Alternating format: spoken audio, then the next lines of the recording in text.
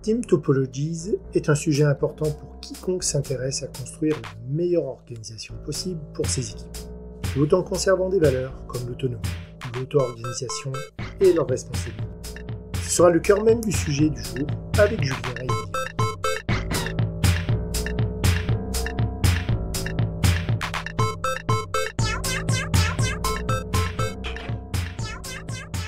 Technique chez Shodo, Julien Topsu accompagne ses clients autour du développement logiciel, boosté au Domain Driven Design, avec un zeste d'extreme programming et de Kanban. Membre de la fondation OWASP, Julien donne de nombreuses conférences sur les techniques de sécurité applicative afin d'éviter de se faire hacker bien comme il faut.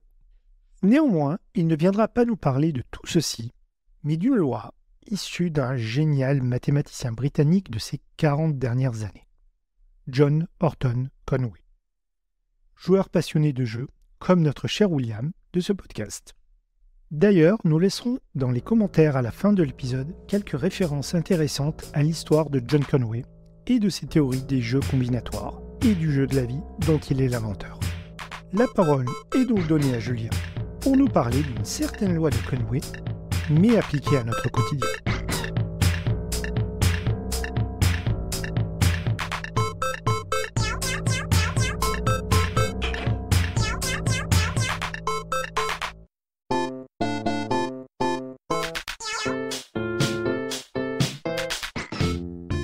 Bonjour Julien. Bonjour William. Bonjour Nicolas. Ouais, merci d'être là.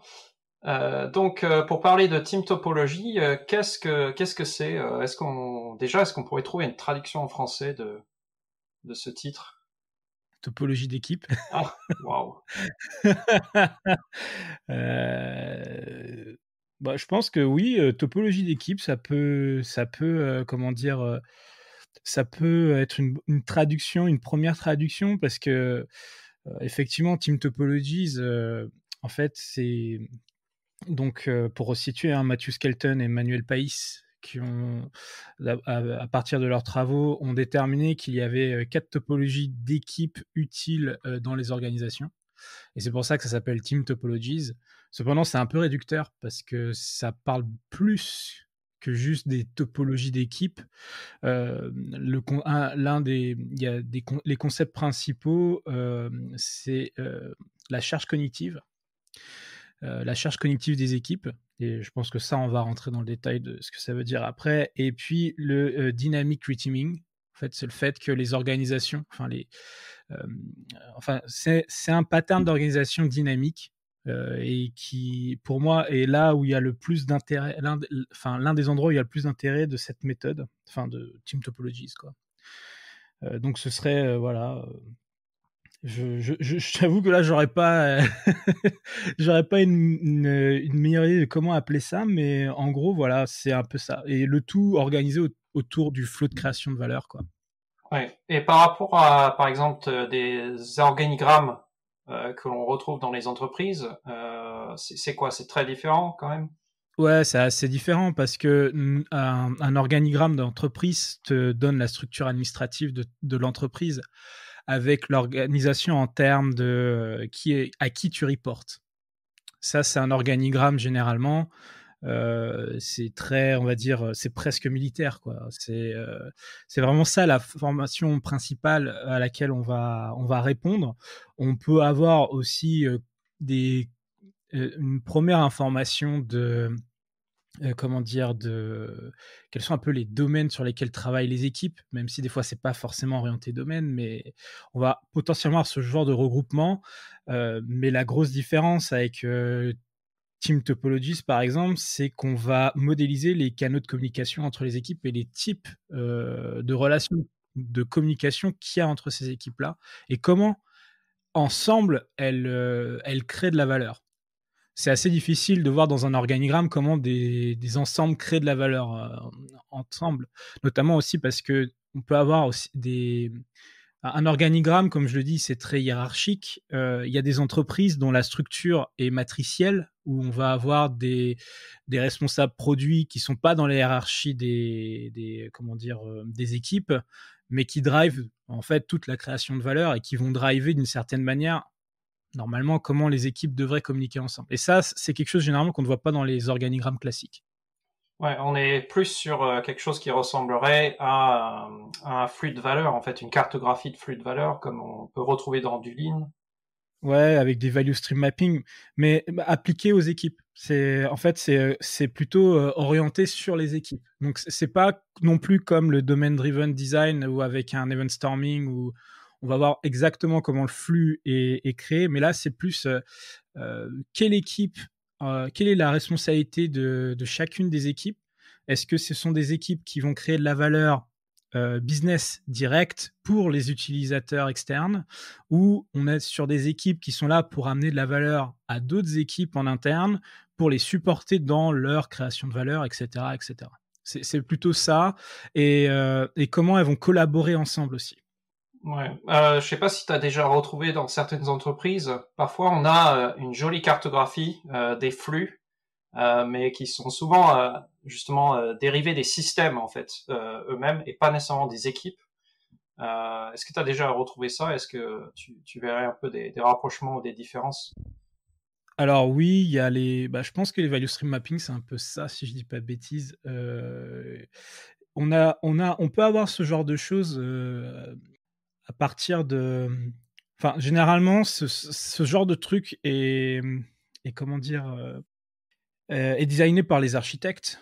Ils ont pas forcément, il n'y a pas forcément une méthodologie, je dirais, très nette et très widespread, enfin très répandue, qu'utilisent les gens pour modéliser ça. Donc c'est plutôt des boîtes avec des fois même des diagrammes de séquences entre ces systèmes. Effectivement, c'est généralement le genre de choses qu'on voit. Il y en a certains qui montent sur des context maps. Mais l'avantage justement d'un context map, contrairement, donc le context map, alors je vais essayer d'éviter le jargonnage, le context map, c'est donc une technique qui nous vient du domain driven design stratégique, qui a pour but de modéliser les domaines métiers, les sous-domaines métiers, sous forme de sous-systèmes, et voir comment ils interagissent ensemble, savoir qui a besoin de la donnée de qui, etc. Mais ça va un petit peu plus loin parce qu'il y a les rapports de force entre ces sous-systèmes. Par exemple, si ce sous-système-là plante, il amène avec lui l'autre qui dépend de lui. Mais on va jusqu'à modéliser les rapports aussi entre les équipes. Mais enfin, c'est quand même très, ça va pas loin dans le système de communication, mais ça va notamment déterminer qu'une équipe va devoir faire prioriser ses besoins dans la backlog de l'autre, ou qu'elles vont devoir travailler fortement ensemble. Donc ça, c'est la relation de partnership, parce qu'elles vont devoir livrer c'est pas vraiment en même temps, mais il faut que les choses arrivent, enfin, soient bien schedulées ensemble, parce que sinon, les deux équipes vont échouer. Mais j'ai rarement vu ça dans les entreprises, d'aller jusqu'à ce niveau-là. Généralement, on se limite à, comme tu dis, le flux de données entre systèmes, et puis c'est terminé, quoi. Ouais, moi je sais pas si tu as entendu des outils comme Mega. Non. Ça c'est un des trucs qui est employé, une sorte de registre des logiciels, enfin des systèmes d'information qui sont déployés en production, plus il y a certaines entreprises qui vont plus loin pour dire tel système dépend de tel autre système. Comme ça, on peut faire de la cartographie d'impact, mais effectivement, c'est toujours uniquement basé sur l'outillage, sur le système d'information, et pas nécessairement les équipes. Alors on renseigne quelle équipe est responsable de quel outil, mais effectivement, est-ce que ces équipes collaborent, enfin quel est le type de collaboration qu'il peut y avoir ou de communication qu'il peut y avoir, ça c'est jamais renseigné. Et je vois aussi des différents outils on essaie d'extraire automatiquement à partir des batchs du soir. Donc moi on travaille dans le bancaire, il y a beaucoup de choses qui se passent le soir quand les portes sont fermées, plein de transferts de données, et tout ça doit être synchronisé pour que tout rentre dans la nuit. Et il y a toute une cartographie qui est maintenue par plusieurs services, les architectes, les ops et tout ça. Mais pareil, c'est toujours focalisé uniquement sur la partie, on va dire, technologie. Effectivement. Ouais. Toi, donc dans Team Topology, on parle effectivement d'équipe, donc des humains, et notamment tu disais cette notion de charge cognitive. Est-ce que tu peux décrire un peu plus de quoi ça retourne et potentiellement comment est-ce qu'on peut cerner un peu c'est quoi la charge cognitive et qu'est-ce qui peut l'apporter?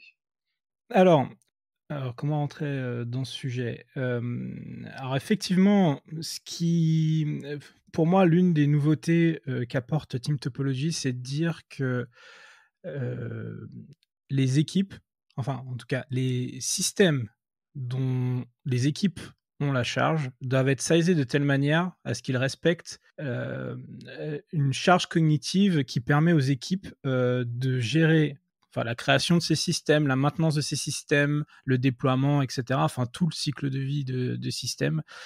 Et ça, c'est assez, on va dire, novateur parce que généralement, enfin, si vous vous rappelez un petit peu le débat sur les microservices, de c'est quoi la bonne taille d'un microservice, il y avait des choses très, on va dire, je dirais presque arbitraires dans la manière, même dans la logique, de c'est un truc que tu peux réécrire en 2 semaines, et cetera. Enfin bref, et c'est un petit peu allé dans tous les sens parce qu'il y a des gens qui appellent microservice le fait d'avoir une fonction lambda, dans AWS. Et il y en a d'autres, c'est quand même des choses qui sont très, très grosses. Enfin, et en fait, bon, bref, je vais pas rentrer vraiment dans ce que sont les microservices, mais ça a toujours été une question récurrente de savoir, mais comment on size les équipes? Heu et hem et on partait généralement enfin, je trouvais encore une fois qu'il y avait pas vraiment on se basait que sur des sensations. Il y avait ces histoires de pizza team, et cetera, mais bon, bref. Et là, c'est de prendre le truc un peu à l'envers, c'est de se dire, bah, il faut que ce qui est à la charge des équipes, soit gérable pour eux. Parce que dans la charge cognitive, donc c'est la définition, c'est celle de, je me rappelle plus, un psychologue, des années, je pourrais vous retrouver ça, la définition, qu'ils utilisent de la charge cognitive. Donc, ce que dit Team Topology, c'est qu'il faut limiter la taille, du logiciel et des services à la charge cognitive qu'une équipe peut gérer. Et ce qu'ils utilisent comme définition de la charge cognitive, c'est celle de John Sweller en 88, qui dit que c'est la quantité totale d'effort mental utilisé, dans la mémoire de travail. Alors, la mémoire de travail, vous n'avez pas une mémoire de travail physique dans votre cerveau, c'est plus un modèle, hein, qu'on utilise. C'est un mode de fonctionnement de la mémoire à court terme. Voilà. Donc, mais l'idée, c'est ça, c'est que, il faut éviter à ce que les équipes se noient sous trop de tâches et se fatiguent justement à faire trop de choses. Donc, si vous avez trop de systèmes à gérer, ça va pas le faire. Parce que le but, c'est d'avoir un ownership clair sur les services. Donc là, ce qu'il dit, c'est qu'un service doit totalement appartenir à une équipe, et cette équipe doit avoir suffisamment de bonnes passantes pour construire le service, l'opérer, le maintenir, et cetera, et cetera. En fait, Team Topologies se sert de 3 définitions de cognitive load, donc de charge cognitive, dont j'ai plus les noms, parce qu'il y en a qui sont un peu complexes. Je pourrais peut-être les retrouver dans le bouquin là. Mais le but, c'est de faire en sorte que les équipes se focalisent sur la charge cognitive la plus importante pour elles. C'est-à-dire, je vais vous donner un exemple. Alors, excusez-moi, j'ai pas forcément le nom des 3 différentes, types de charge cognitive, mais je sais faire le parallèle avec, ce qu'on connaît dans le domaine driven design, par exemple, avec la complexité essentielle et la complexité obligatoire, par exemple. La complexité essentielle, c'est ce qui correspond par exemple, à la logique métier, donc c'est le pourquoi du logiciel. La complexité obligatoire, c'est, tout ce qui est nécessaire pour faire, tourner le logiciel, et notamment parce que la logique métier, si vous la donnez juste à un utilisateur, il peut rien en faire parce que c'est juste de l'algorithmie. Donc il va falloir, à côté, développer des contrôleurs, de la base de données, tout ça pour que ça puisse faire un vrai logiciel. Et ce que dit Team Topology, c'est que derrière ça, vous avez aussi tout un, qui fait partie de la charge obligatoire, de la complexité obligatoire. Alors je sais plus si c'est germanique ou intrinsèque connective load, je me rappelle plus laquelle c'est, mais qui disent par exemple si vous devez opérer votre logiciel, il y a de fortes chances que vous allez devoir le déployer. Et aujourd'hui, notamment quand on veut déployer du soft, on le fait souvent sur du Kubernetes par exemple. Mais si vous êtes une équipe métier qui doit, je sais pas moi, faire de la détection de fraude sur des paiements et qui en plus doit apprendre tout ce qui est Kubernetes avec tout ce qui est le réseau en dessous, ça c'est une charge cognitive qui va pas être utile à cette équipe. C'est de la connaissance one shot. Enfin, c'est utile parce que ça leur aiderait à le faire, mais c'est de la connaissance one shot pour laquelle ils vont avoir une grande courbe d'apprentissage et c'est pas le plus efficace en fait de travailler comme ça. Surtout qu'on va se noyer parce qu'on va faire trop de choses. Donc le but c'est de recentrer sur la raison d'être de l'équipe en limitant justement cette charge cognitive. Et c'est pour ça qu'en fait Team Topologies a sorti 4 topologies d'équipes différentes. Donc, je vais les citer. Il y a la première, c'est les Stream Align Team, dont le but est de créer de la valeur métier. Et ces Stream Align Team, elles doivent être autosuffisantes pour créer de la valeur métier. C'est-à-dire qu'il faut avoir toutes les compétences dans ces équipes qui permettent cela. Donc, que ce soit d'un point de vue product ownership, développement logiciel, opération, donc Ops, etc. Il faut que ces équipes soient autonomes. Et donc, leur but, c'est justement de se concentrer sur la complexité essentielle.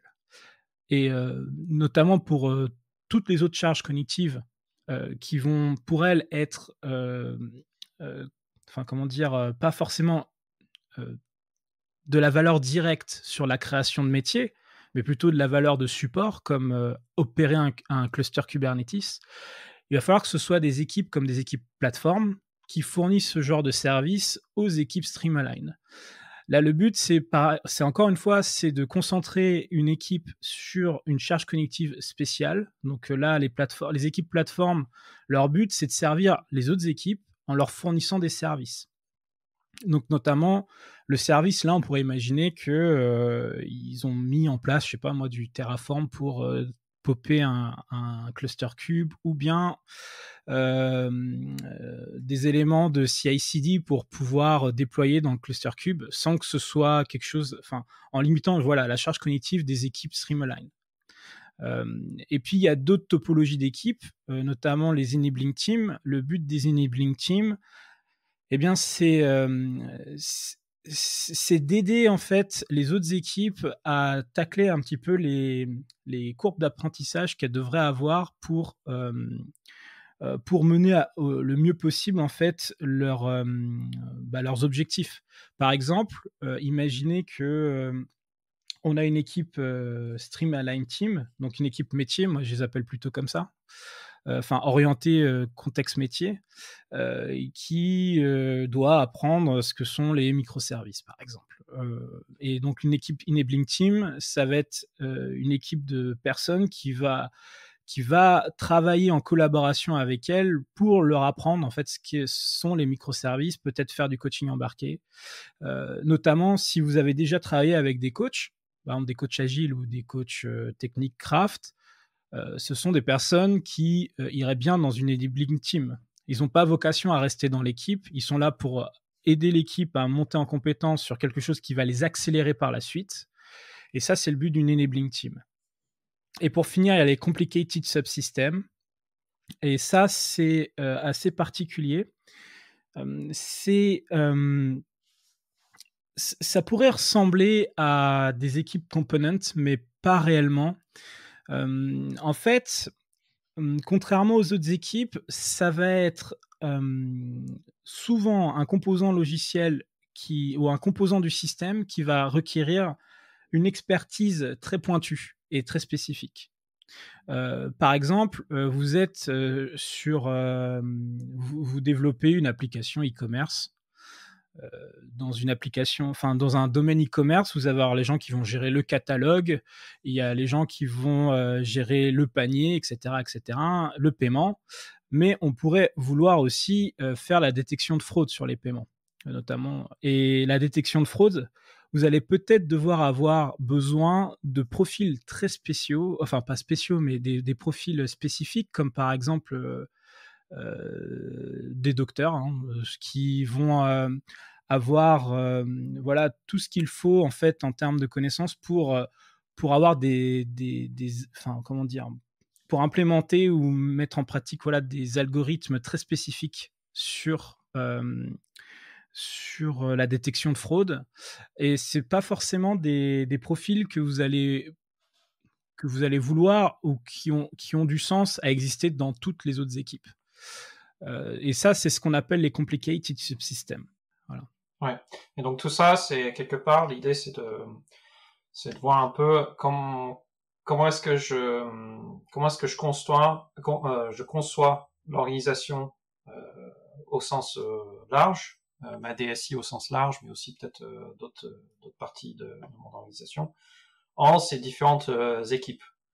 Alors des fois, ce qui peut être intéressant de se poser comme question, c'est bon, on a parlé de topologie. Je pense que topologie, ça c'est aussi parce qu'il y a les liens entre les équipes. Ici, on a parlé des 4 formes d'équipes. Après, on pourra parler des liens qu'il peut y avoir entre. Je pense qu'avec ces 4 formes d'équipes, la question qu'on peut se poser, c'est est-ce que c'est une taxonomie au sens, est-ce que il faut essayer de rentrer les équipes dans les cases? Est-ce que c'est plutôt une typologie? En fait, c'est 4 axes dans lesquels on peut tirer, mais on n'est pas forcément cadré que une seule type d'équipe, quoi. Est-ce que tu as un peu des idées là-dessus? Est-ce que l'idée c'est plus de transiter vers un système où on n'a que des équipes de ces 4 formes-là? Ou est-ce que potentiellement il y a des cas où on peut avoir des équipes qui sont un petit peu à cheval sur deux choses? Pour préciser la question de William, c'est qu'en fait, est-ce qu'une équipe peut être à la fois Streamline et Enabler? C'est ça? Par exemple. Est-ce que pour toi ça a du sens ou ça n'a pas de sens en fait? Alors, dans ce que moi j'ai compris de Team Topologies, c'est qu'il faut éviter ce genre de choses. En fait, Team Topologies, c'est pas vraiment de la taxonomie dans le sens où on va figer les gens en fait dans telle et telle chose. Ils ont créé les Complicated Subsystem Team justement pour tout ce qui n'irait pas un petit peu, enfin tout ce qui n'est pas très, comment dire, dont la responsabilité d'équipe est pas forcément découpable facilement en Streamline, Enabling et Plateforme. Donc ils vont plutôt considérer que c'est une Complicated Subsystem Team dans ce cas-là, si l'équipe a plusieurs responsabilités. Mais le fait qu'elle ait plusieurs responsabilités comme ça, ça veut peut-être aussi dire qu'en montant en charge, au bout d'un moment, il va falloir voir s'il ne faut pas séparer un petit peu les responsabilités. Et c'est pour ça que Team Topologies, comme tu dis, c'est de la topologie, c'est que on va représenter les relations entre les équipes et on va les représenter de manière dynamique. C'est-à-dire que, par exemple, ce qui peut arriver souvent, c'est que vous êtes au tout début, je sais pas moi, d'une startup, admettons. Et là, la frontière, elle est. Et généralement, quand on débute, on n'a pas non plus une armée de personnes. Hein. Donc, imaginons qu'on a 3-4 personnes. Quand on a 3-4 personnes, il va falloir tout faire dans la chaîne. On n'a pas trop le choix. Il faut savoir créer de la feature.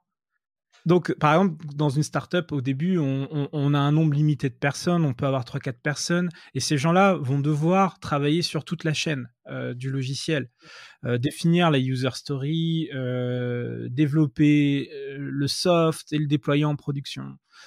Et là, en fait, on a rarement une équipe de 1. On fait rarement ça. Donc, ce que là, on va plutôt considérer, c'est qu'on a une forme de complicated subsystem qui fait à peu près tout. Et au fur et à mesure que le temps avance, bien sûr, la charge va potentiellement augmenter. Et en augmentant, on va potentiellement aussi avoir plus de personnes. Et là, on va considérer qu'on tombe dans un point de, comment dire, potentiellement un premier point de rupture où il va falloir déterminer comment on va se découper. Alors, le comment on va se découper, c'est pas forcément Team Topology qui va y répondre. On pourra en revenir après, ça, sur le comment on va se découper. Mais en admettant qu'on ait trouvé comment on va se découper, c'est là où on va pouvoir appliquer les 4 taxonomies d'équipe et se dire, maintenant, on a une stream align et on a une équipe plateforme. Mais le fait est que c'est les frontières entre ces équipes-là, par exemple, une équipe plateforme qui va gérer, je sais pas moi, la mise au cloud et puis la stream et la CI/CD et la stream align qui va écrire du code, la frontière elle peut ne pas être claire, hein, parce que typiquement, qui est en charge de la CI/CD? Qui écrit quoi dans la CI/CD? Je donne juste des exemples, hein. Je peux vous dire que selon les entreprises, c'est pas géré du tout de la même manière. Et ce qui va se passer, c'est qu'on va considérer que ces 2 équipes-là sont en phase de collaboration. C'est-à-dire qu'elles vont travailler fortement ensemble pendant un certain temps. Ça peut prendre quelques semaines, ça peut prendre 1 mois, et elles vont ensemble avoir une charge cognitive qui va grandement augmenter. Parce qu'elles vont à la fois devoir continuer à créer de la valeur, et en plus tacler cette complexité, ça se dit pas en français, je suis désolé, mais réduire cette complexité pour de comment on travaille ensemble, où est l'interface qui va faire que, voilà, ça c'est ma responsabilité dans la CI/CD, ça c'est la tienne. Et ça, c'est ce qu'on appelle la collaboration. Ce qui va émerger de la collaboration, ça va être généralement des scopes de responsabilité et comment on communique ensemble. Et ça, c'est ce qu'on va appeler généralement une interface. Cette interface, en Team Topology, elle se représente sous la forme de ce qu'on appelle un X as a service. Donc, par exemple, là, ça peut être, je te donne des fonctionnalités de CI/CD as a service. Par exemple, tu n'as pas besoin de coder toi-même tout ce qu'il faut pour déployer dans un cluster Kubernetes. Moi, je te donne cette fonction-là et tu l'utilises comme tu veux, toi, dans ta CI/CD. Voilà, par exemple. Ça, c'est une relation X as a service. Et quand on est dans une relation comme ça, on est sur une frontière claire, il y a une interface, et les besoins de communication entre ces équipes-là, elles sont réduites. Elles sont réduites à leur strict minimum. C'est-à-dire, ça va être soit pour des besoins d'évolution, soit en fait, on a un catalogue de services, entre guillemets, il n'est pas forcément physique, hein, c'est conceptuel, qui est fourni par une équipe, et toutes les autres équipes peuvent se dire, ok, super, il y a ça qui est documenté qui me permet de déployer sur Kube, j'ai un sample, je l'utilise. Ce qui fait que là, il n'y a même pas forcément besoin de communiquer beaucoup entre les 2 équipes. Ça, c'est la relation qu'on appelle X as a service. Donc, c'est pour ça qu'on est vraiment dans des formes de topologie, des topologies dynamiques, parce qu'on va dire, là, ces équipes-là, la frontière n'est pas claire, elles vont travailler fortement ensemble et leurs charges cognitives vont augmenter. On sait que ça ne va pas forcément durer. Et à partir de leurs travaux, eh bien, on va soit sortir un nouveau système, soit sortir une nouvelle forme de collaboration, et on va redessiner un peu le contour des équipes comme ça. Et ça, pour moi, c'est un des seuls patterns que j'ai vu qui parle de ça, en fait. Comment dire, j'allais dire chorégraphie, mais c'est pas vraiment une chorégraphie, mais cette espèce de cycle de vie, en fait, des équipes. Voilà. Et et le cycle de vie de leur communication. Quand tu parles du côté dynamique, est-ce que tu sous-entends qu'à un moment donné, il y a des gens de l'équipe plateforme qui puissent passer dans Streamline? Parce qu'au tout début, tu as parlé d'Ops dans Streamline, ou au contraire, c'est un anti-pattern. Il faut vraiment que les Streamline restent business. Les plateformes, par exemple, dans l'exemple de Kubernetes, gèrent, et les Ops côté pour tout ce qui est compétences autour de Kubernetes, ou au contraire, c'est souhaitable qu'il y ait une certaine porosité pour, au contraire, avoir un langage commun quand ils vont travailler sur, par exemple, la CI/CD. Est-ce qu'il y a des bonnes mauvaises pratiques ou... En fait, si tu veux, le contour, c'est toujours la charge cognitive. Oui. La charge cognitive principale d'une Stream Align Team, c'est de créer de la valeur métier. Donc, si pour créer cette valeur métier, tu dois, en gros, et de manière indépendante. C'est-à-dire que si à chaque fois tu veux créer de la valeur métier, il faut que tu demandes du temps de personnes à l'extérieur de l'équipe, là, tu vas casser ton flux. Donc, ce qui veut dire que si tu es complètement autonome, moi j'étais dans des équipes équivalent Stream Align, hein, parce qu'à l'époque on ne faisait pas du Team Topologies, où on était totalement autonome sur la manière dont on allait livrer nos applications. Parce qu'on avait une équipe plateforme qui nous avait fourni un catalogue de services pour le faire. Et du coup, ce qui voulait dire que dans notre équipe, il n'y avait pas d'ops. Mais ça ne veut pas dire qu'il peut exister des équipes Streamline dont la complexité de mise en prod est peut-être supérieure, où là, tu vas avoir un ops, mais dans cette équipe-là, bien que tu aies aussi une équipe plateforme.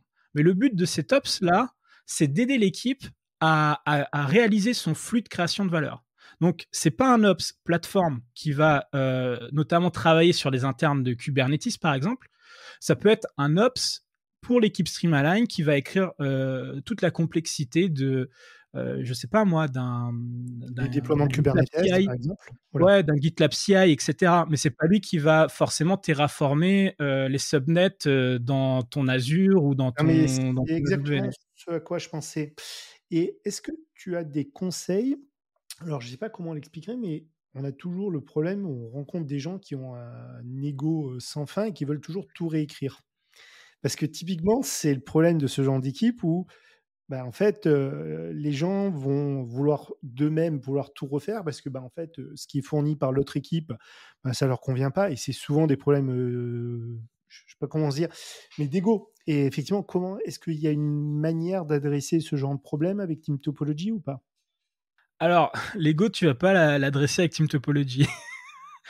Mais en fait, c'est intéressant ce que tu dis parce que, alors, sans parler de l'ego, on a eu on a utilisé Team Topology chez un de mes clients pour résoudre un problème qui ressemble à ça.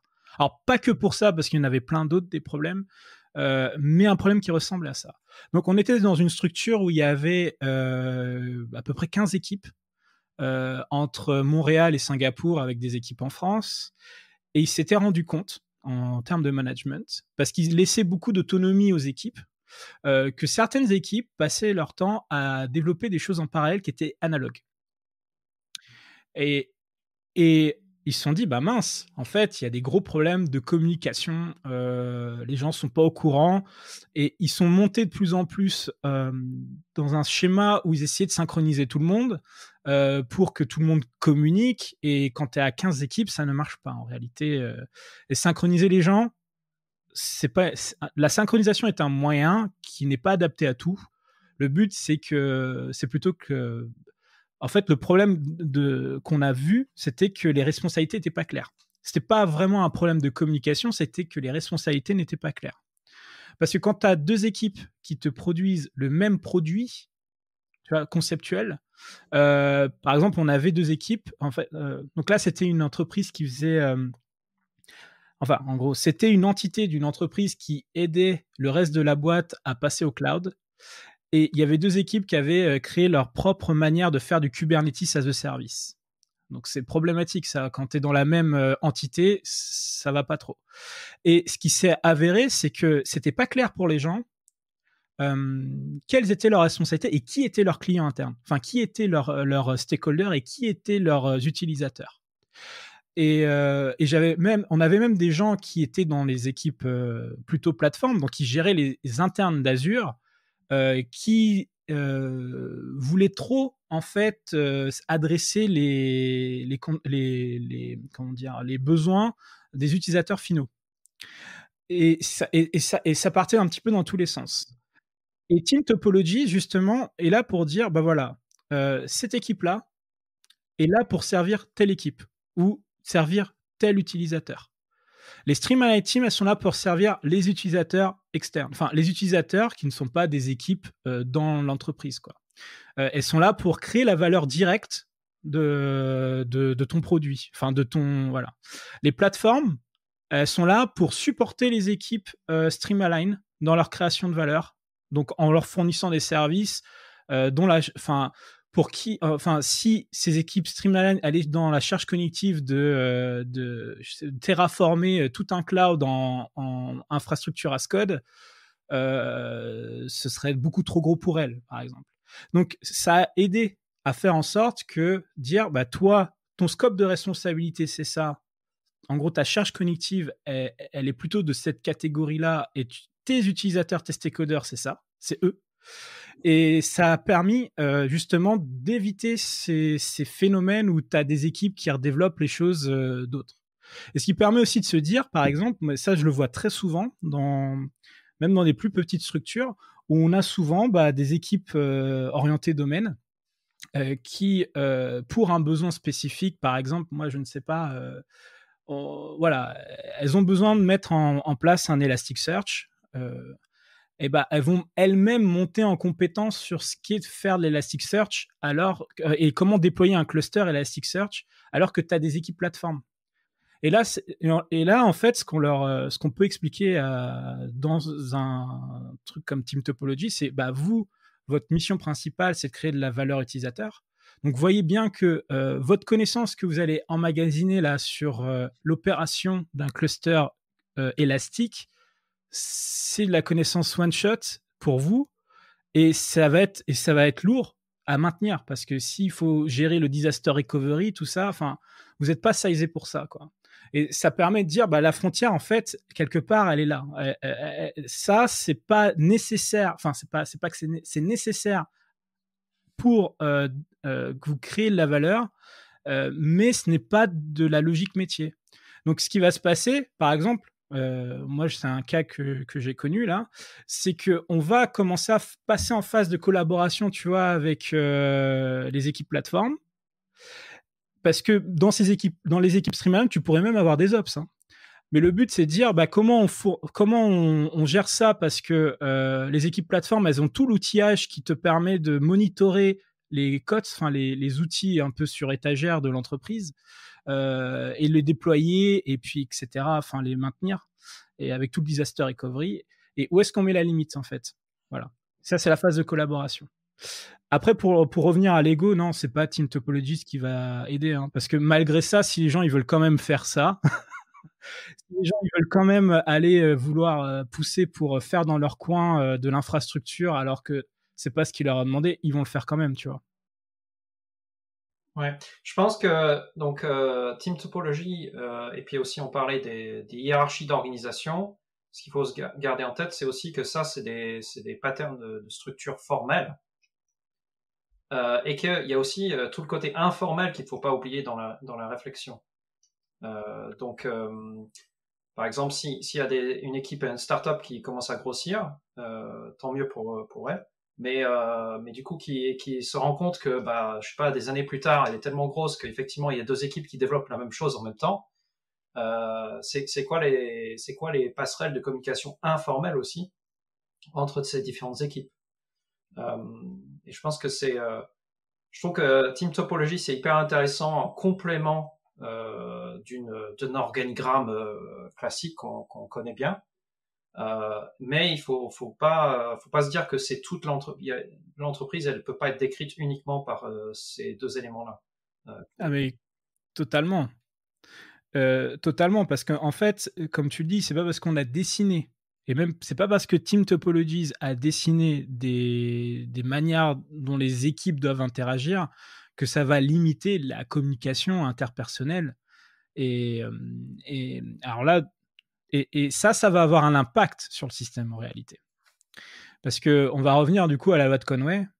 Si vous ne connaissez pas cette loi, c'est une loi qui dit que les organisations qui designent des systèmes vont produire des systèmes à l'image de leur structure de communication. Donc, d'une certaine manière, la manière dont vous communiquez va se refléter dans votre système. Donc là, j'ai fait une conférence sur ça récemment à la Flocon, qui vous expliquerait ça plus dans le détail. Mais l'idée, c'est que de toute manière, même au-delà de Team Topologies, si tu as des gens qui se mettent à communiquer ensemble, ça se verra de toute manière dans le système, même si c'est pas modélisé par Team Topologies.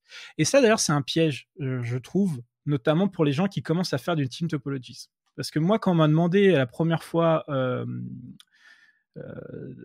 mon client m'avait demandé d'en faire, le client avait bien compris que c'était un pattern dynamique, mais il attendait de moi à ce que je donne la dynamique des équipes sur collaboration, etc., sur 6 mois, 1 an. Donc, je dis, mais non, mais c'est pas possible ça, parce que la phase de collaboration entre équipes, par exemple, imaginons que tu as 2 Stream Align Teams qui collaborent ensemble ça c'est ce que j'explique dans ma conférence, et qui se rendent compte que chacune d'entre elles, dans les produits qu'elles développent, en fait, il y a de la réécrite, voilà, de part et d'autre. Et c'est des systèmes qui collaborent ensemble, qui s'appellent ensemble, qui ont besoin de l'un et l'autre de s'appeler pour fonctionner. Bah, ces équipes-là, elles peuvent passer en phase de collaboration. Et selon ce qui va sortir de cette phase de collaboration, la topologie des équipes derrière, elle sera complètement différente. Si on estime qu'en fait, la redite qui est dans chacun des systèmes, on en fait un système à part entière, va se poser la question de qui va gérer ce système. Donc peut-être qu'il va y avoir une nouvelle équipe qui va émerger de ça. Ou la décision, ça peut être, au final, ça, c'est équipe A qui le faisait en trop, et on va décommissionner ça d'équipe A pour mettre ce qui manque dans équipe B, dans le système de l'équipe B, et puis terminer. Donc, de vouloir avoir une espèce de cartographie de workflow, de dynamique d'équipe à l'avance, ça n'a aucun sens. Pour moi, ça n'a aucun sens parce qu'on ne peut pas savoir ce que les équipes vont déterminer. Et c'est un peu ce que dit aussi la loi de Conway, c'est que, et plutôt la manœuvre de Conway inverse sur laquelle s'appuie Team Topologies, c'est de dire que l'organisation, pour qu'elle soit efficace, doit se faire selon l'effort de communication. Et l'effort de communication découle de la manière dont doivent interagir les services entre eux. En gros, il faut toujours partir du besoin métier pour en définir une architecture. À partir de là, on définit les process qui vont permettre à la réalisation de cette architecture. Notamment, là, on va s'appuyer sur, je sais pas, est-ce qu'on fait du you build it, you run it, ce genre de choses. C'est un peu la culture qu'on va appliquer. Et derrière ça, seulement l'organisation, ce qu'on appelle aussi le BAPO qui avait été théorisé par Jan Bosch en 2017. Et donc, en fait, le problème, c'est que si on définit une organisation, et une organisation à l'avance, même si elle est dynamique, avec la loi de Conway, ce qu'on est en train de dire, c'est qu'on est en train de faire des choix sur la manière dont va être architecturé le système. Parce que votre canal de communication interpersonnel ou interéquipe se reflètera en fait dans le système produit. Et ça, je peux vous donner plein d'exemples où c'était le cas. Donc en fait, il faut faire attention à ça avec Team Topologies. Et d'ailleurs, je crois que c'était Matthew Skelton qui sur Twitter disait au final, vous ne pourrez jamais réellement modéliser la manière dont les gens communiquent. Parce que la communication informelle aussi va produire des choses. Croiser un collègue à la machine à café va produire peut-être une idée. Et une manière ils se rendent compte qu'ils peuvent changer la manière de collaborer ensemble. Donc, il faut arrêter de vouloir être rigide sur sur ce que doit être une organisation. Et il faut arrêter de vouloir d'être exhaustif sur la manière dont les gens communiquent. Et il faut arrêter de vouloir faire du cycle en V en organisation, en vrai. Si c'est ça un peu le message que j'essaye de donner, c'est de faire un plan organisationnel et puis espérer que le plan va se dérouler comme ça. Ça ne marche pas. Oui, je pense que j'ai rencontré des problématiques similaires. Il y avait un cas particulier, c'est qu'on devait embarquer une nouvelle technologie. Et puis, en fait, très vite, une réunion qui s'est organisée entre plusieurs équipes. Et la question qui s'est posée, c'était ça va être quoi le RACI? Ça va être quoi quelles sont les actions et qui va être responsable, accountable, consulter et informer sur chaque type de décision, quoi. Et effectivement, je trouvais ce qui était problématique, c'est qu'en fait, on essaie de décider toutes ces choses à l'avance au moment où on avait moins d'informations, en fait. Et que ouais. Ouais, effectivement, on veut tout prévoir un an à l'avance, alors qu'en fait, on ne sait pas encore comment ça va se passer. Ouais. Et moi, la petite astuce que je suis en train d'explorer, c'est essayer. Je compatis avec les personnes qui ont besoin d'être rassurées, en fait. Et je pense qu'il faut avoir cette empathie-là. parce que je pense qu'elle est nécessaire. Là où j'essaie d'apporter un petit peu de, comment dire, de leur apporter une réponse, c'est pas de leur dire voilà d'avance comment on va faire. Par contre, effectivement, il y a des décisions qu'il faut prendre. Je ne sais pas à quelle date on va les prendre. Par contre, je sais un petit peu, je t'ai donné un petit peu un cadencement, et puis de dire à quel moment on peut sentir qu'on va devoir prendre cette décision. Par exemple, tu dis il y a un moment il va falloir prendre en charge un nouveau truc. Est-ce que si du code qui est dupliqué en commun entre deux équipes, il y a un moment peut-être qu'on va faire un système commun. Il va y avoir la question de qui va être responsable de ça. Et je trouve que c'est intéressant de dire, cette question, en fait, on a besoin d'y répondre. Je ne sais pas te dire à quelle date on va y répondre. Mais je sais que il y a une sorte de moment, il y a une sorte de condition où je peux dire, quand on arrivera à tel type de moment, c'est là, en fait, on va prendre ces décisions. Et de pouvoir documenter ça, je trouve que ça rassure un petit peu les personnes qui ont besoin de ce genre de certitude. Et je suis totalement d'accord avec toi, parce qu'effectivement, c'est normal de devoir rassurer les gens. Il faut juste les faire sortir de leur croyance qui est que ils ont besoin de contrôler les choses à un point de les maîtriser. Enfin, en fait, cette illusion de contrôle qu'ils vont avoir avec un plan. C'est ça qu'il faut. Et pour ce faire, je suis à peu près comme toi. C'est-à-dire que je leur explique que ce qui est important, c'est pas réellement le moyen, mais le résultat. Et pour arriver au résultat, on va voir comment on va faire. Sachant que le moyen, on peut pas être prédictif sur le moyen. Et peut-être que même le résultat, faudra peut-être faire des choix, etc. Et comment on fait des choix? Enfin, moi, j'amène. Alors là, on sort totalement de Team Topologies, mais je pense que c'est intéressant. Deux concepts différents qui vont un petit peu ensemble. Il y a le coût du délai de Reynard Sen, je crois qu'il s'appelle. Donc c'est qu'est-ce que ça te coûterait au lieu de faire ça à telle date de le faire 2 mois après? Est-ce que ça va te coûter en chiffre d'affaires? Est-ce que tu vas ne pas gagner certaines parts de marché parce que là tu étais le premier, mais dans 2 mois tu vas avoir un concurrent, du coup ton impact sera pas le même? Ou en fait si tu le délayes de 2 mois, il y a personne qui sera impacté et ça n'a aucun impact, et vaut mieux plutôt prendre le temps de faire la chose. Je vous ai fait quand même une grosse vulgarisation qui est le coût du délai, mais je vous invite à regarder parce que c'est très intéressant. Et l'autre truc que je fais appliquer, c'est que généralement après les gens ils me disent ok, mais à la limite grâce au coût du délai on a une meilleure sensation de quand est-ce qu'on doit prendre la décision, mais les gens mettent beaucoup de temps à se décider parce que les gens en gros ont du mal à savoir comment prendre des décisions. Il y a les histoires de consensus mou, etc. Enfin, les process de décision en entreprise, je trouve que c'est le truc le plus mal documenté, le moins clair qui existe généralement. C'est comment on prend des décisions. Parce que la consultation ne doit pas forcément être un veto. Enfin bref, il y a beaucoup de choses.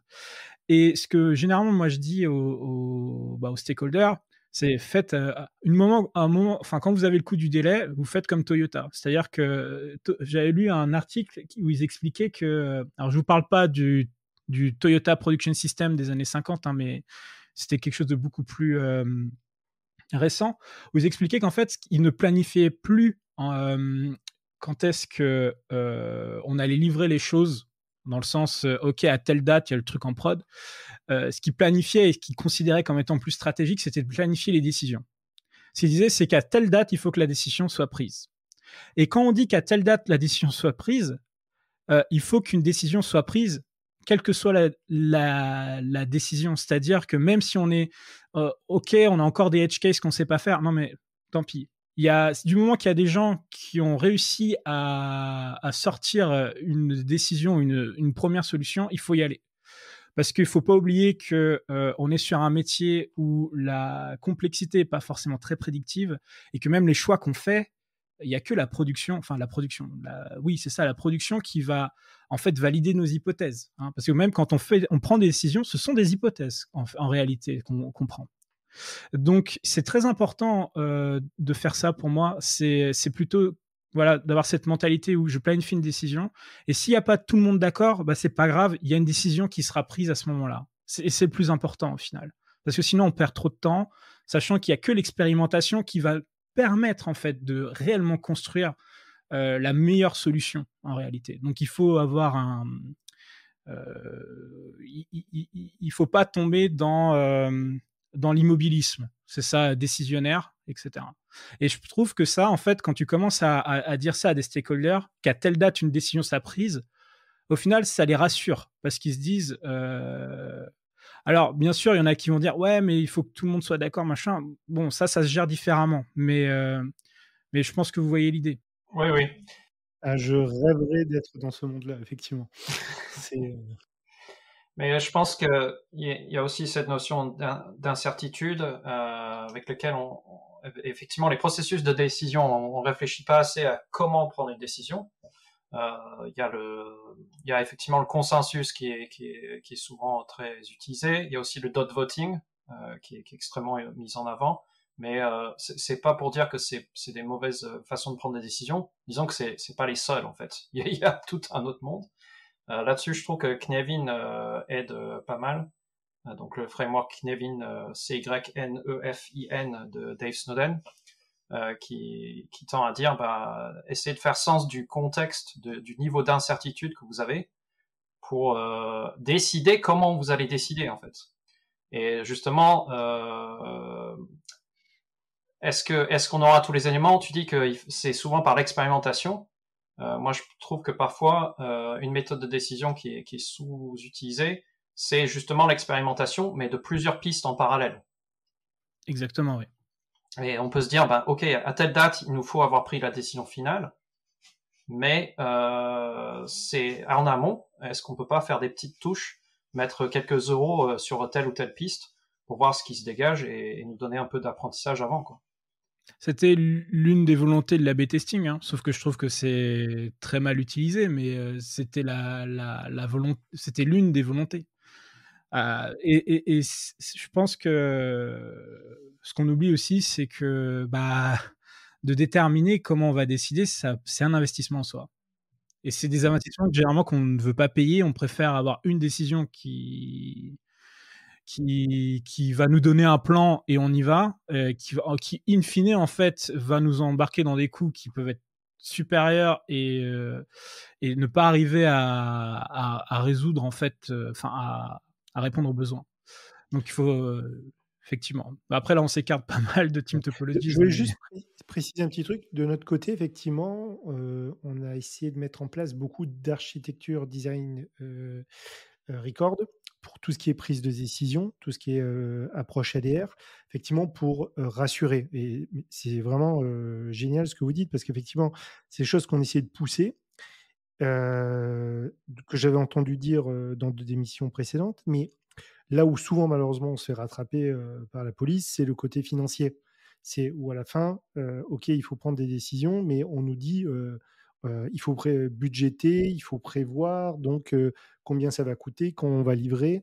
Et c'est vrai que c'est ce côté-là, malheureusement, qui vient souvent polluer, je trouve, ces approches. On a beau vouloir.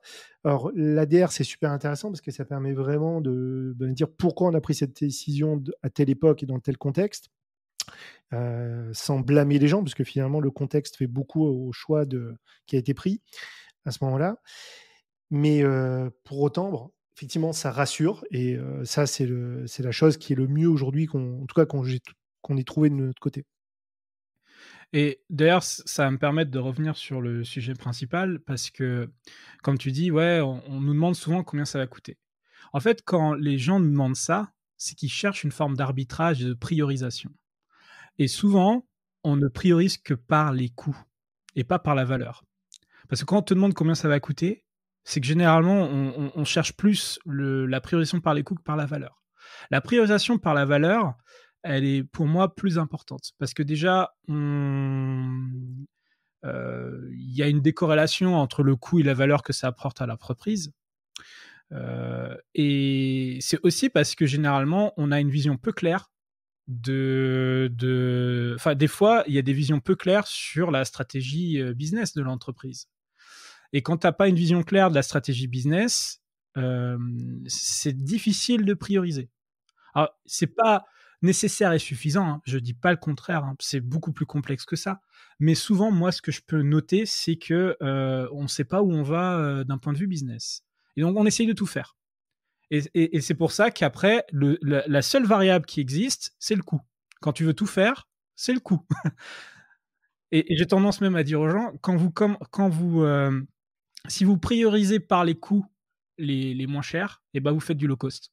Et donc, c'est pas forcément ce que vous avez envie de faire. Et donc, comment on fait pour redonner du sens à tout ça? C'est qu'en fait, généralement, quand on n'a pas de vision claire et qu'on veut tout faire, c'est aussi parce qu'on part d'une organisation préexistante. Et une organisation préexistante, comme on a des ressources, comme on a déjà des process, etc., bah, on va avoir cette tendance à vouloir occuper les gens aussi. Hein.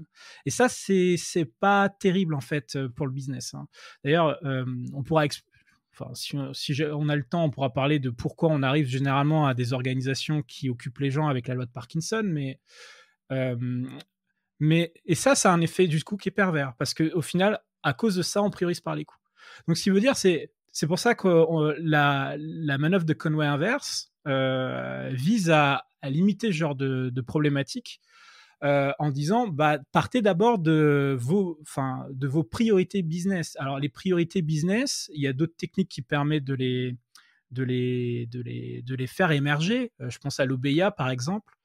Il y a d'autres choses aussi, mais indépendamment, en fait, de votre structure. C'est ça.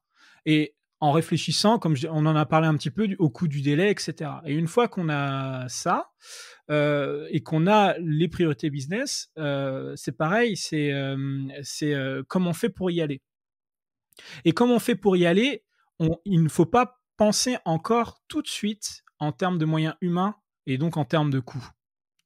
Enfin, sauf si on sait que, par exemple, ça c'est le cas inverse, que on a du cash parce qu'on est en cash burn de tout ça et que de toute manière on n'a pas plus que tant. Hein, ça, par contre, c'est une bonne variable d'ajustement pour moi, c'est de dire, bah voilà, de toute manière, on n'a pas plus que tant de financement, donc qu'est-ce qu'on peut faire dans ces coûts-là.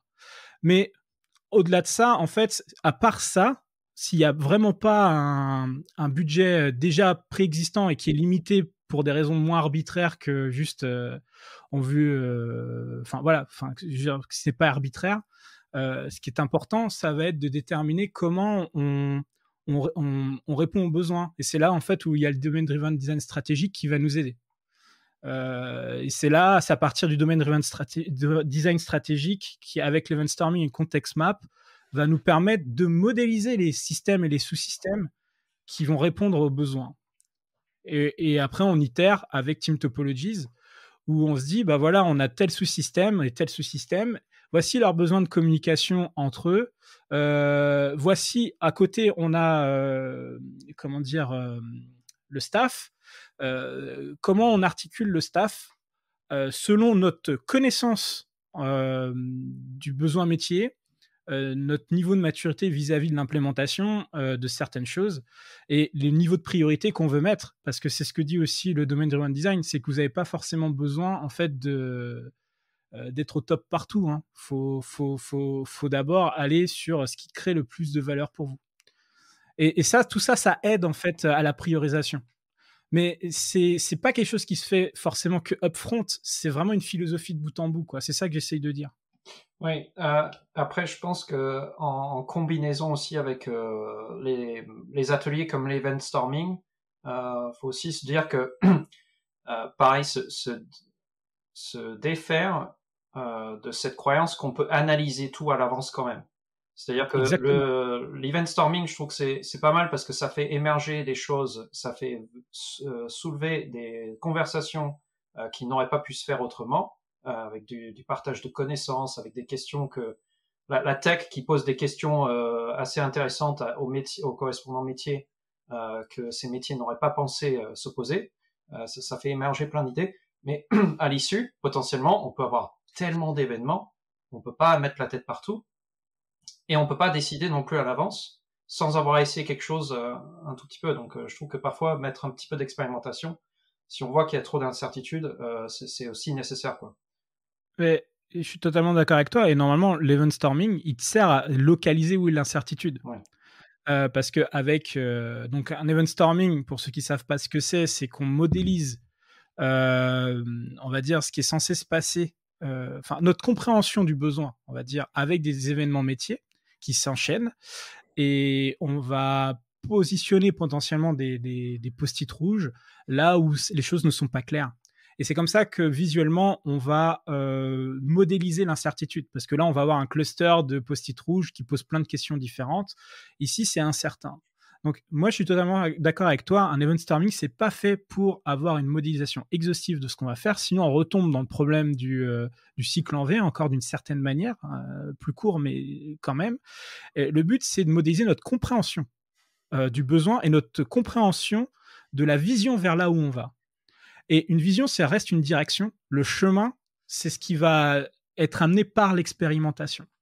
Et pour revenir à Team Topologies, ce qui va être important, notamment dans un event storming, c'est qu'on ait les personnes qui vont être en charge de modéliser, bien sûr, la solution, mais c'est pas forcément, on va dire, une équipe déjà constituée. Ça peut être des personnes, un groupe de personnes, pas forcément encore formalisées sous forme d'équipe ou qui viennent d'équipes différentes et qui vont commencer à donner une vision de vers où on va, et ensuite il faut expérimenter. Et comment s'articule l'expérimentation? C'est là où on va utiliser Team Topologies. C'est-à-dire, attends, là, on a besoin de... Enfin voilà, c'est un peu l'exemple que je donnais tout à l'heure, c'est... on a une sensation de là où on voudrait aller, peut-être qu'il faudra regrouper deux systèmes ou en scinder deux ou je ne sais pas quoi, et on peut travailler dans un mode collaboratif entre deux équipes qui sont à l'intersection des deux, ou essayer avec une équipe. Il y en a qui appellent ça aussi des... je me rappelle pas. C'est pas des équipes commando, mais bref, c'est des équipes qu'on met sur des espèces de spikes de travail pour faire une expérimentation et qui ne peut ne plus exister à la fin de l'expérimentation. Enfin, Okay. je sais pas si... Ouais, je vois. Ouais. Et bref, et en fait, ça permet ensuite de déterminer, voilà, en fait, tout le but, c'est d'apprendre. Et on va en apprenant, on réduit l'incertitude. Donc, le but à chaque fois, c'est de réduire l'incertitude pour clarifier, en fait, le chemin et potentiellement modifier la vision si on se rend compte que, tiens, il y a telle contrainte qui fait que cette destination-là, c'est pas exactement celle-là. Il faut aller plus dans cette direction. Donc, je suis d'accord avec toi. Et à chaque fois, à chaque étape de la chaîne, il ne faut pas oublier ça. C'est que ce qui est le plus important à comprendre, c'est l'incertitude et savoir comment on la réduit à chaque étape. Et à part l'expérimentation, on aura beaucoup de mal à avancer, en fait. Et si on se tient un chemin, on n'ira pas dans la bonne direction. C'est très dans l'esprit maker Fab Lab, ce que tu dis. Comment ? C'est très proche de l'esprit maker que tu retrouves dans les Fab Labs. Il faut expérimenter. Ouais. C'est très, très pertinent. Oui, et je pense que on peut se poser une vision, effectivement se rendre compte plus tard qu'elle n'est pas accessible. Il y a aussi l'autre cas qui est beaucoup plus difficile à capter quand on a une vision qui est parfois trop précise, trop prescriptive. C'est les opportunités qui se présentent par sérendipité sur le chemin, des heureux hasards. Parfois, on peut les écarter si on est trop attaché à une vision précise, quoi. Exactement. Et si vous lisez le papier de Conway qui s'appelle How do Committees Invent, on a tendance à croire que c'est le plan sur la modélisation de la solution qui va forcément nous faire passer à côté des opportunités que là tu viens de citer.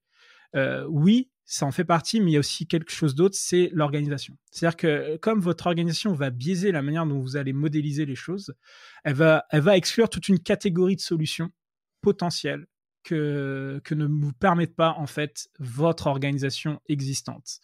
C'est pour ça qu'il faut savoir avoir ce côté très flexible dans l'organisation, ou dans les phases, en fait, par exemple, lorsqu'il y a un domaine qu'on ne connaît pas, au lieu de vouloir structurer d'abord une équipe, on structure le raisonnement, on structure l'analyse, pas l'équipe en fait. On prend des gens, on commence à dégrossir, on commence à dégrossir le besoin et à dégrossir l'incertitude et essayer de mapper. Et donc, parce que les équipes, c'est des silos, ce sont de la polarisation. Donc en fait, si vous dites qu'il y a déjà une équipe machin, une équipe bidule, ça va avoir un impact alors que sur ce qui va être produit. Et donc, il faut savoir sortir de ça. Et pour sortir de ça, faut comprendre que on n'a pas forcément besoin toujours de partir d'une organisation. Non, mais ça peut partir. C'est pas intuitif du tout pour les gens. Hein. C'est pour ça que je le dis. Et c'est très important. Voilà. Enfin, ce que tu viens de dire, pour moi, c'est moi, ça m'est déjà arrivé d'être dans des cas où on avait découvert effectivement par pur hasard que tiens, en fait, si on ferait ça, ce serait très cool, et qu'on nous dit ouais, mais le problème c'est qu'on n'est pas organisé comme ça, donc on n'y va pas. Je dis ouais, mais bon, enfin, après on s'étonne que quand on a des new players sur les marchés, ils arrivent à faire des choses que n'arrivent pas à faire des gens qui sont leaders depuis des années. En fait, le problème c'est l'organisation. C'est ce qui a tué potentiellement des boîtes comme Nokia, je pense, ou Kodak en partie. C'est cette incapacité à recasser les structures internes pour s'adapter à des nouveaux challenges. Hein. Ouais. Je recommande la lecture des bouquins de Geoffrey Moore, qui parle pas mal sur ce genre de problématique. Il y a notamment Crossing the Chasm.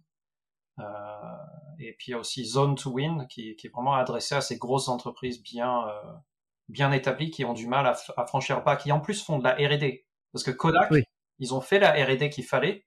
C'est l'étape de transition de R&D vers production qu'ils ont raté la marche. Avant de terminer, je voulais te laisser l'occasion de développer un petit peu plus ce que tu disais sur la loi de Parkinson.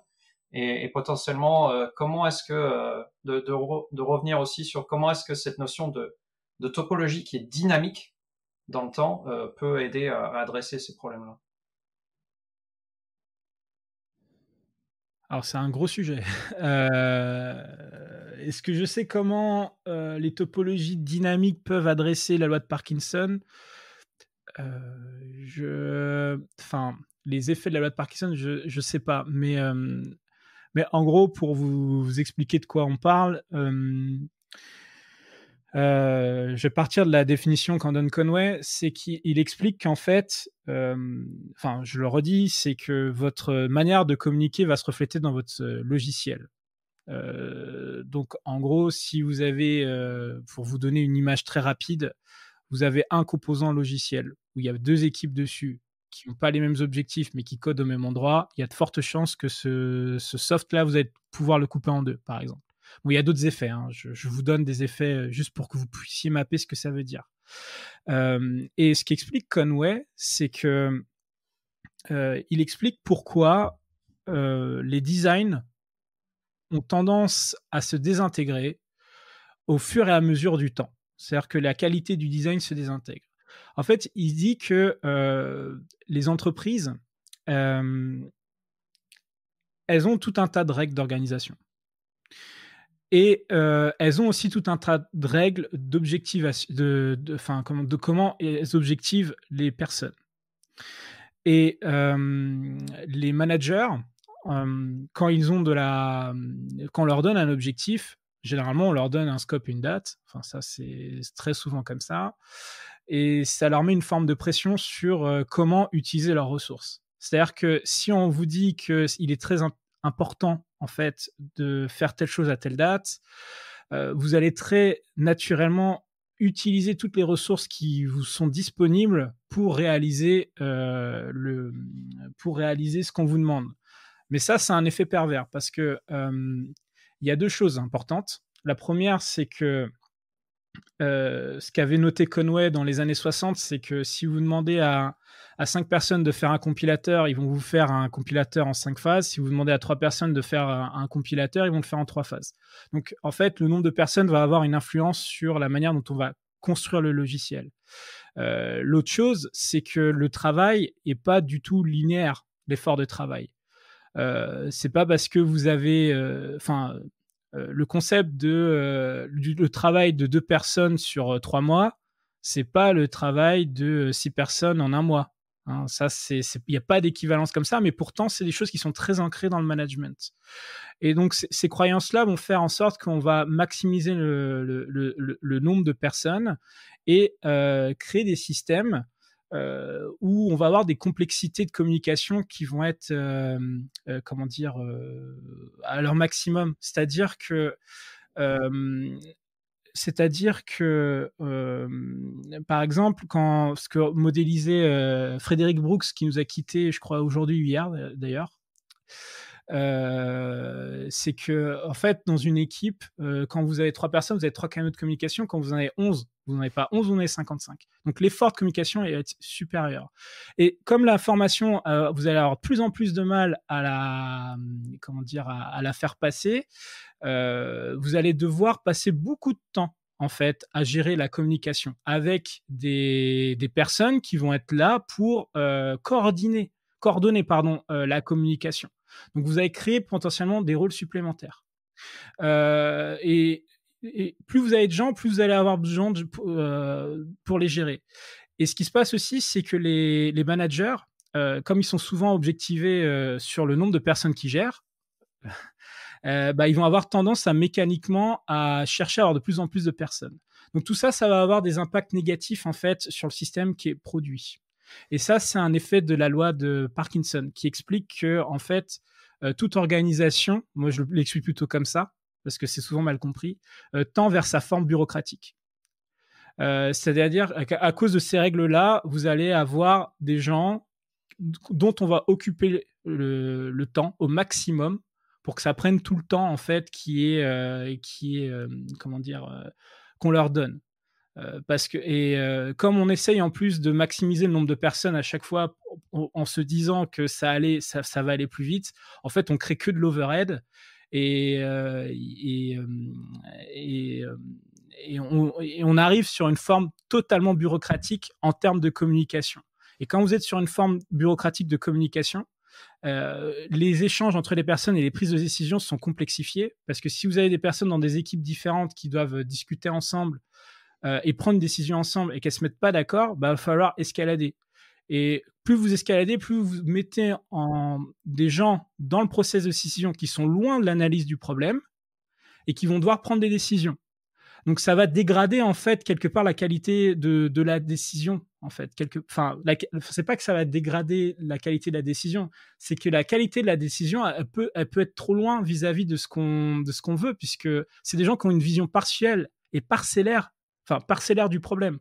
Et d'ailleurs c'est même pas leur boulot d'être dans l'analyse en fait du concret. On leur apporte des choses et à partir de ce qu'on leur apporte, ils doivent prendre une décision. Et si au premier niveau hiérarchique, les gens ne se mettent pas d'accord, on va remonter dans la hiérarchie. Ce qui fait qu'on va éloigner en fait de plus en plus les gens qui vont avoir une décision impactante sur comment doit être tout en bas le logiciel, parce que hiérarchiquement, les gens ne se mettent pas d'accord. Et c'est pour ça qu'en fait, ce que dit Conway, c'est que votre système va ressembler à la structure organisationnelle et administrative de votre entreprise. Dans mon talk sur la loi de Conway, en fait, je fais la démonstration sur le site de McKinsey. Je vous invite à regarder mon talk qui s'appelle la loi de Conway lorsque votre organisation, la loi de Conway lorsque votre conception produit se fâche avec votre organisation. Donc ça, en fait, pourquoi je pense que quelque chose comme Team Topologies va pas forcément la topologie d'équipe va pas forcément aider là-dedans, c'est qu'il y a des croyances qui sont culturelles en fait dans le management. Et donc tant que les managers vont être incentivés sur le nombre de personnes qu'ils ont, il y en a qui sont payés, c'est un pourcentage du nombre de personnes qu'ils ont dans leur hiérarchie. Hein. Donc, tant qu'on a et qui vont mécaniquement le faire grossir pour toucher plus d'argent, c'est pas la topologie d'équipe qui va changer quoi que ce soit. Ouais. Enfin, c'est ça que je voulais dire. Ouais, bah effectivement, parfois l'incitation, elle est pas directe.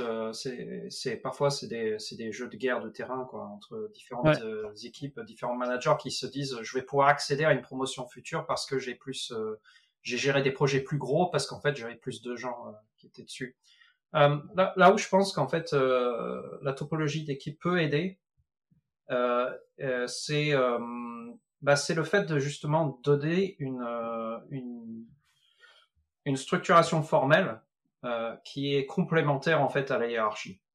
Et je pense que c'est important de voir ça comme complémentaire parce que en fait quelque part cette hiérarchie rigide, elle se crée, tu l'as bien décrite, comment elle peut se former au fil du temps. En fait, elle se crée par un vrai besoin. C'est quelque part, si on veut, il y a des expériences qui ont été reproduites par Mehdi Moussaïd de la chaîne Fulloscopy, qui fait des merveilleuses vidéos de vulgarisation sur la théorie des foules, la psychologie des foules.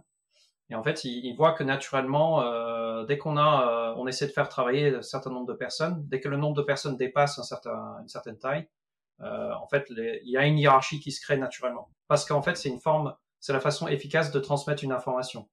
En deux niveaux de communication, tu peux communiquer une information à une quinzaine de personnes, quoi.